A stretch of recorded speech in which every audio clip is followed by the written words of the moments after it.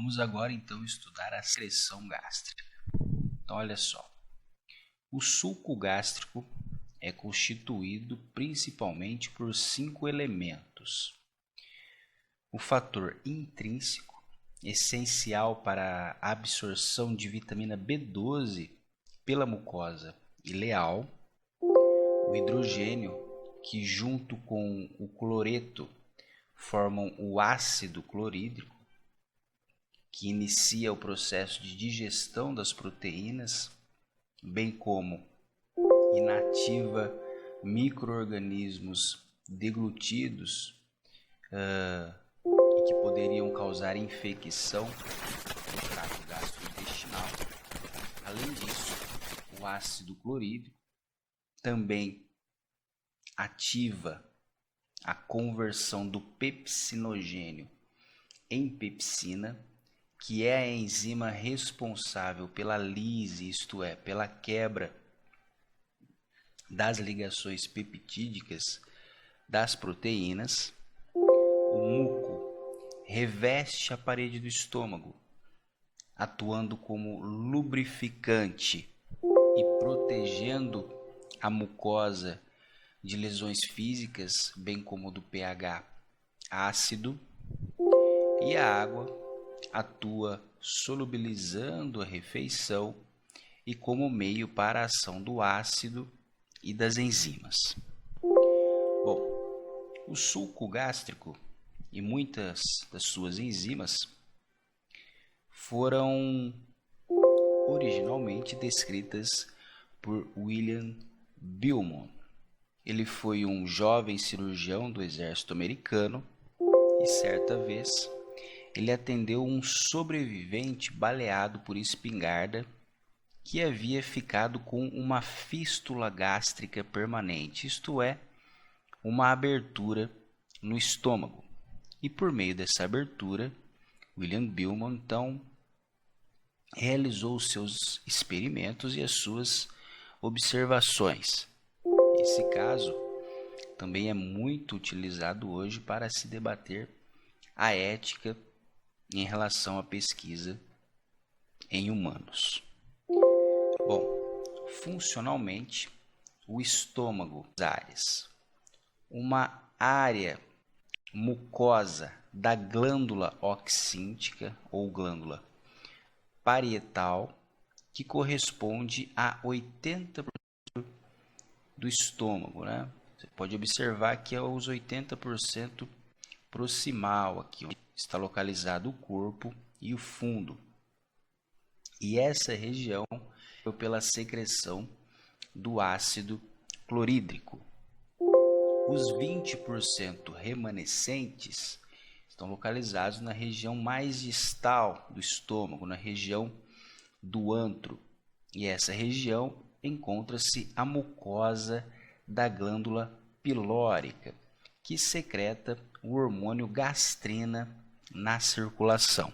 Bom, a mucosa gástrica é constituída por células da mucosa superficial que secretam um líquido alcalino contendo mucina. Logo abaixo encontram-se as células mucosas do colo, que secretam um fluido ácido contendo mucina. Nessa mesma região também é um compartimento de células tronco. Essas células se dividem, migram para a superfície, onde se diferenciam em células mucosas ou em células glandulares, certo? Bom, na área mucosa da glândula oxíntica, que corresponde àqueles 80% do estômago, há a presença das células oxínticas ou parietais.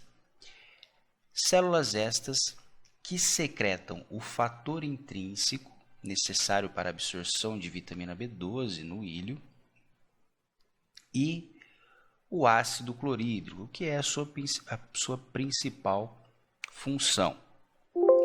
As células principais secretam o pepsinogênio, que será convertido em pepsina, e há presença também nessa mesma região das células D, não ilustradas nessa figura, que atuam paracrinamente, liberando a somatostatina, uma substância, um hormônio inibitório.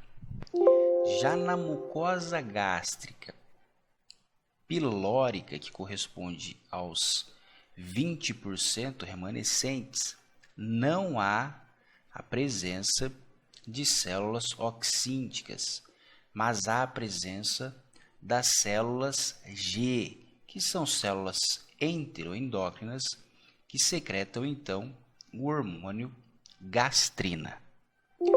Também não encontra-se ilustrado na figura, mas na glândula gástrica há também a presença de células enterocromafins do tipo like ou símilis, que secretam a histamina.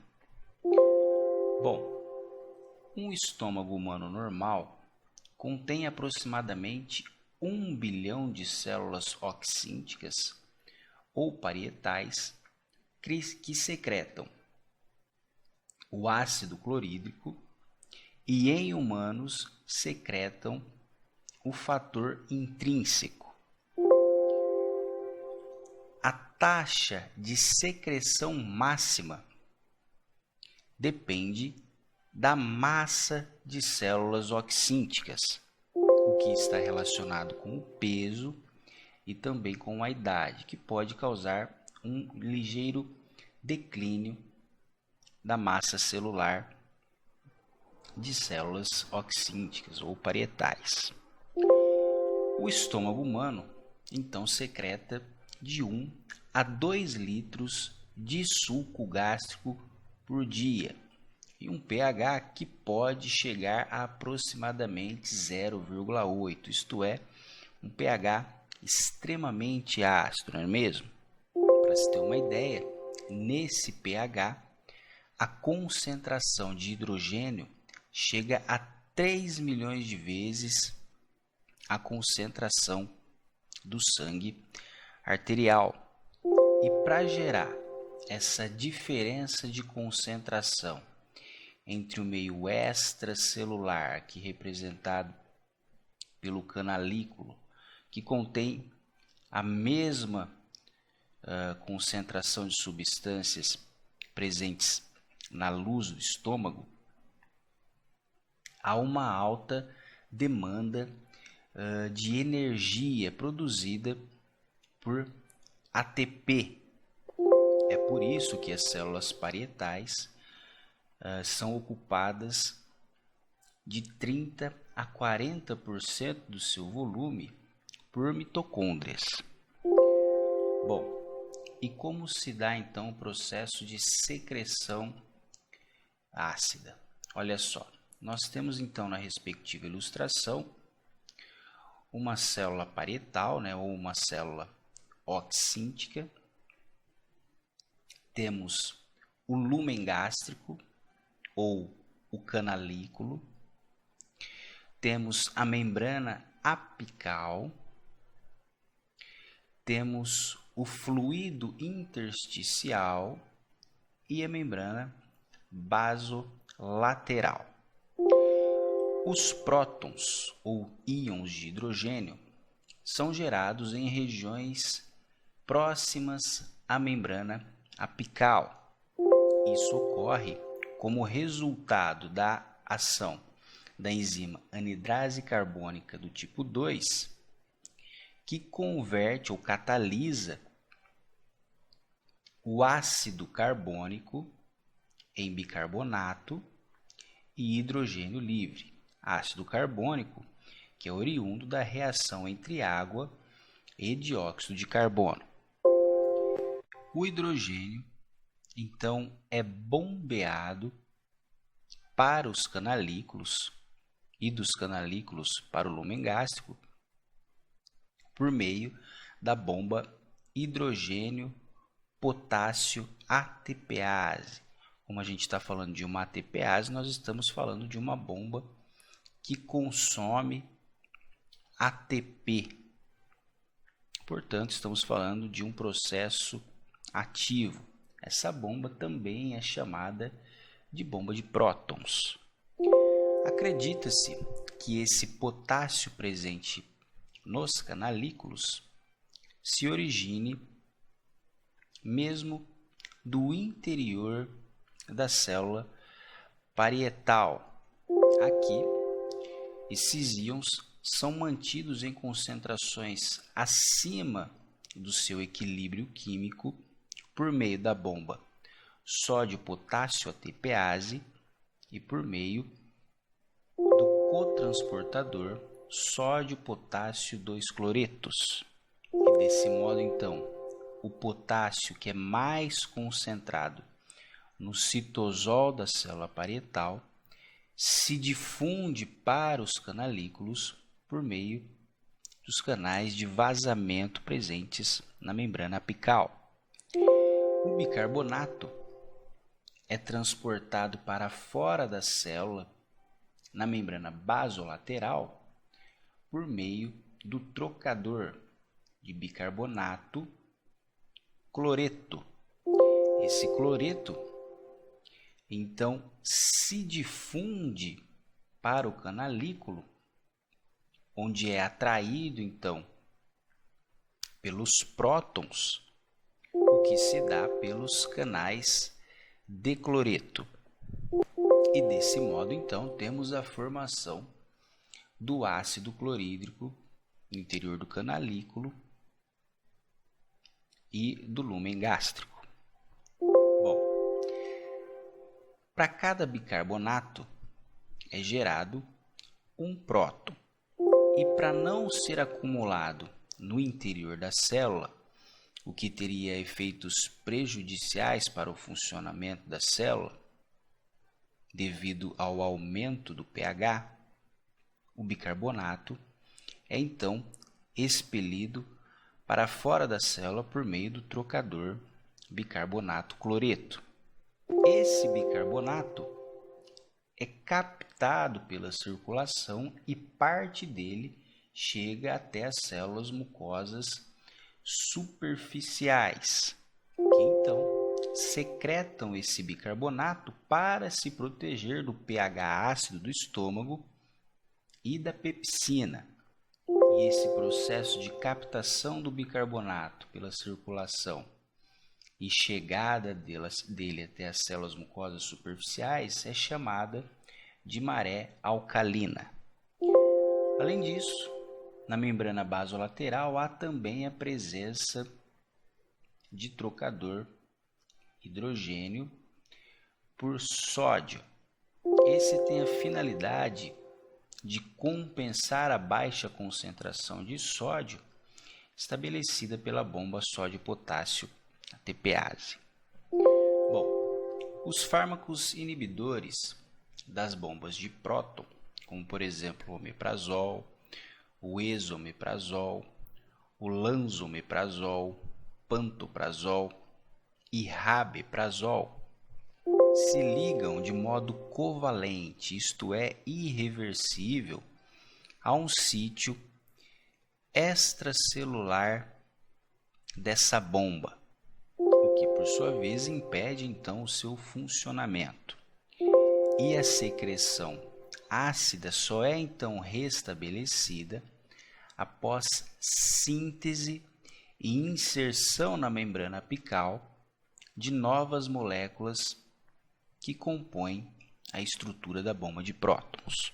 Bom, apenas alguns agentes estimulam diretamente a secreção ácida pelas células parietais. São eles a gastrina, a acetilcolina, a histamina e a presença de alimentos no intestino delgado. Vamos entender melhor? Olha só. Então, o neurotransmissor parasimpático, acetilcolina, bem como o hormônio gastrina, liberado pelas células G da mucosa da glândula pilórica, são os principais estimulantes.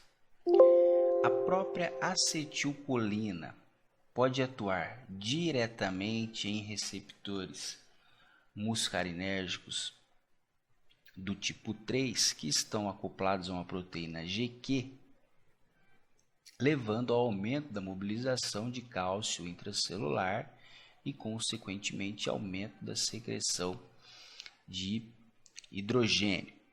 A acetilcolina, que também estimula as células G da mucosa da glândula pilórica a liberar o hormônio gastrina. Gastrina que pode agir diretamente na célula parietal, interagindo assim com receptores de colecistocinina do tipo 2, que também estão acoplados a uma proteína GQ, levando ao aumento de inositol trifosfato, imobilização de cálcio intracelular e, por consequência disso, liberação ou secreção de ácido dos canalículos, bem como a gastrina pode estimular também as células enterocromafins tipo like ou símiles, que também possuem receptores de colecistocinina do tipo 2.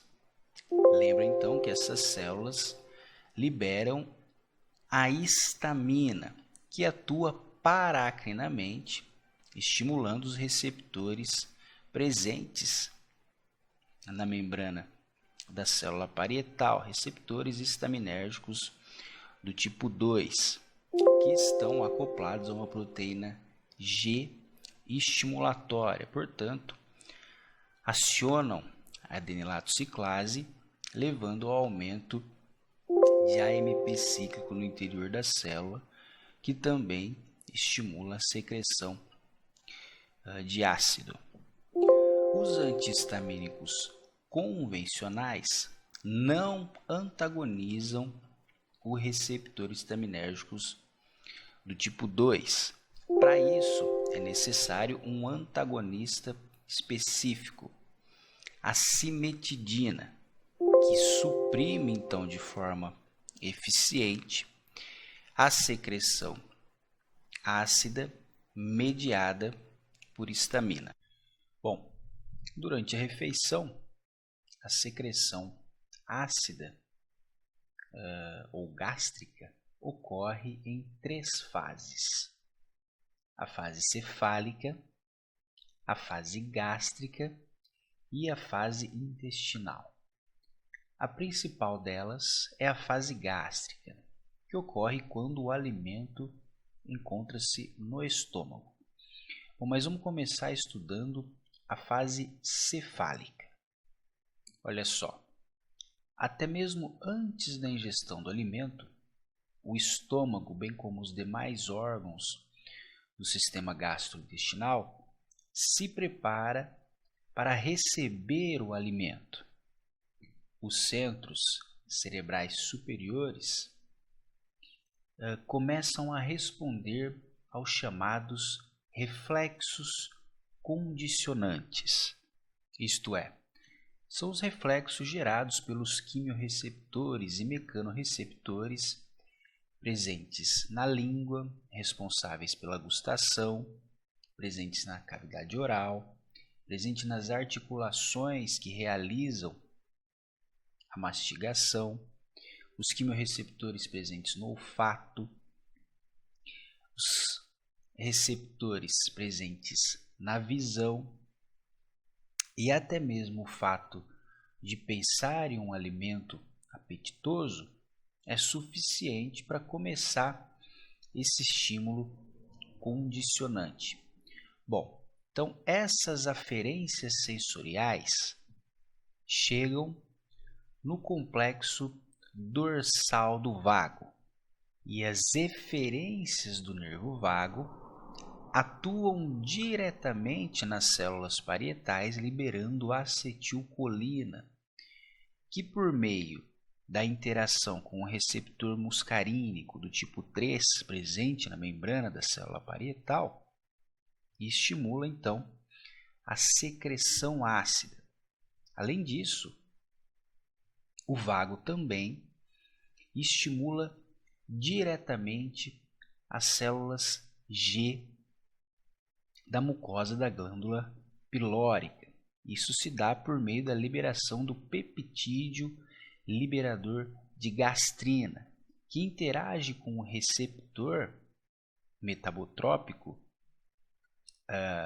da membrana da célula G, que é acoplado a uma proteína GQ, portanto aumenta a mobilização de cálcio intracelular, bem como ativa a proteína quinase dependente de cálcio, a PKC, estimulando assim a liberação de gastrina pelas células G. Gastrina que pode atuar diretamente nas células parietais por meio dos seus receptores de colecistocinina do tipo 2, estimulando a secreção de ácido, bem como também podem atuar nas células enterocromafins-like, aquelas que liberam a histamina, que por sua vez também pode atuar nos seus receptores estaminérgicos do tipo 2 na célula parietal, estimulando assim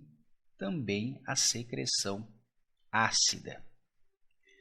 Na fase gástrica, nós temos que entender o seguinte: quando o pH na região da mucosa pilórica é igual ou inferior a 2, isso inibe a liberação do hormônio gastrina.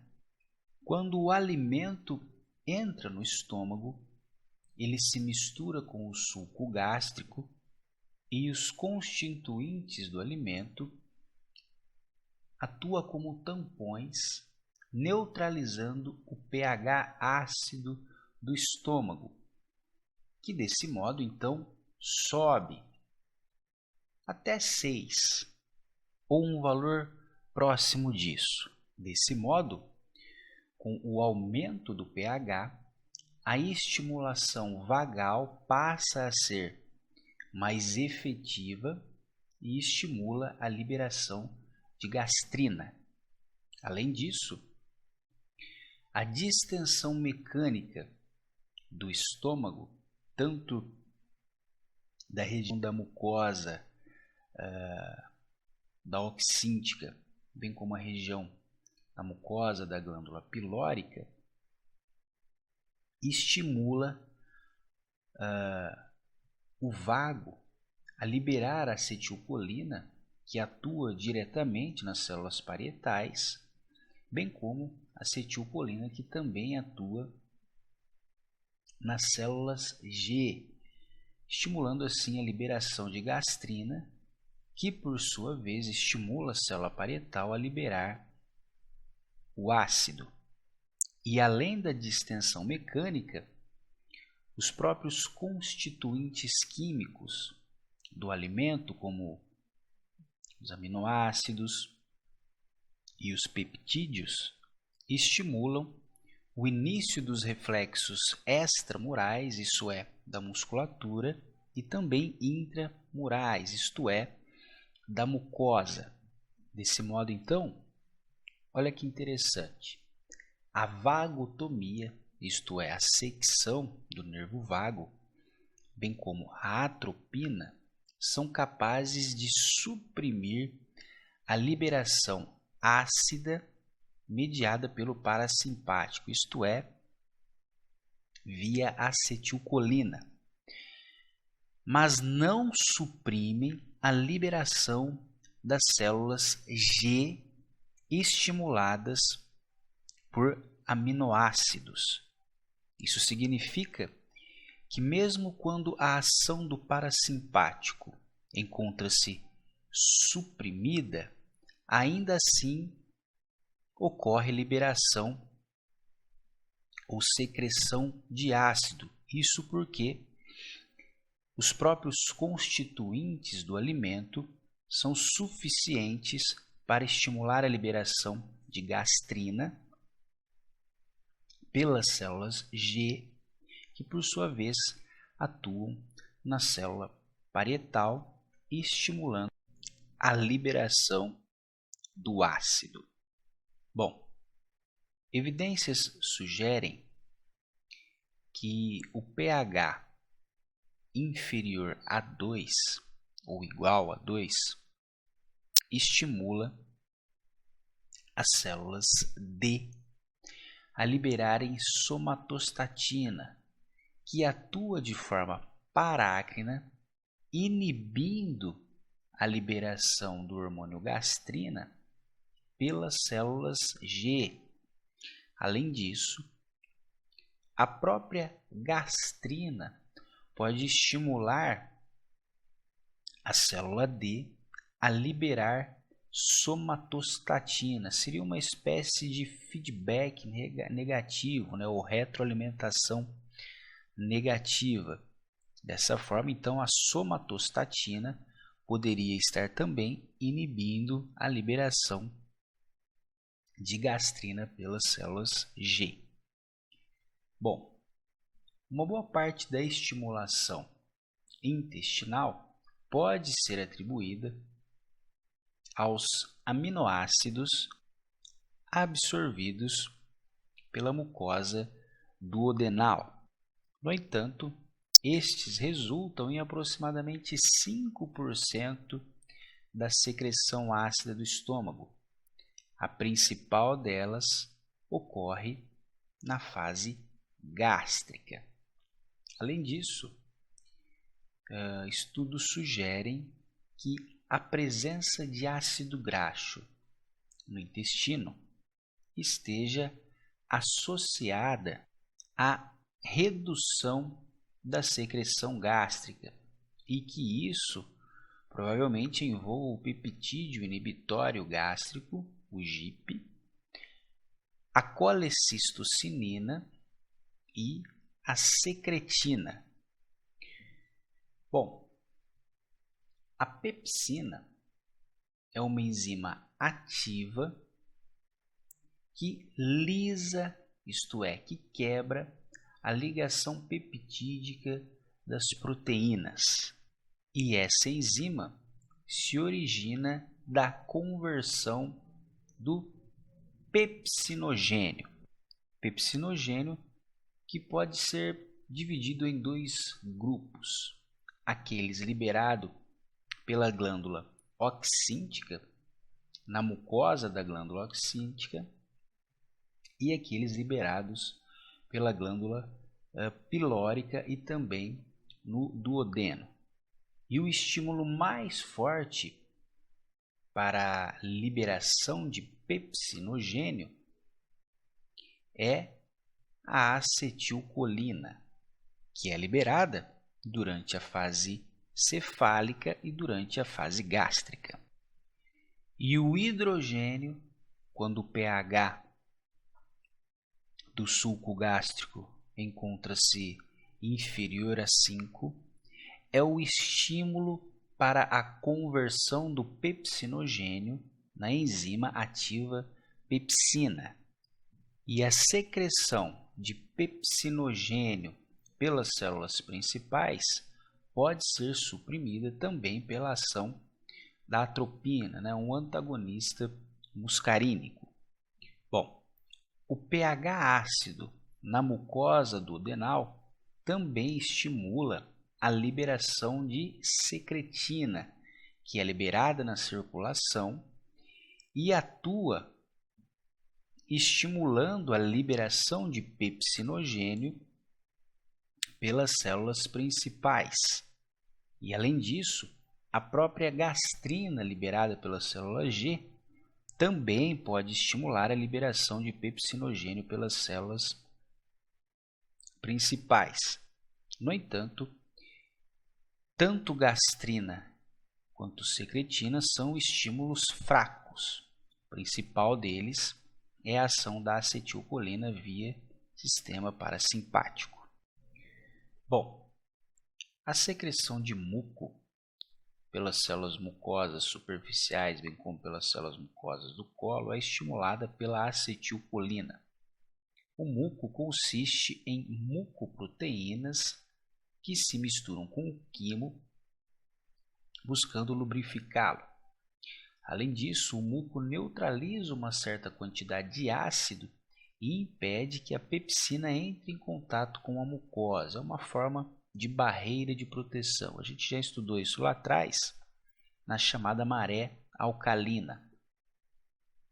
Bom, o fator intrínseco é uma mucoproteína secretada pelas células parietais.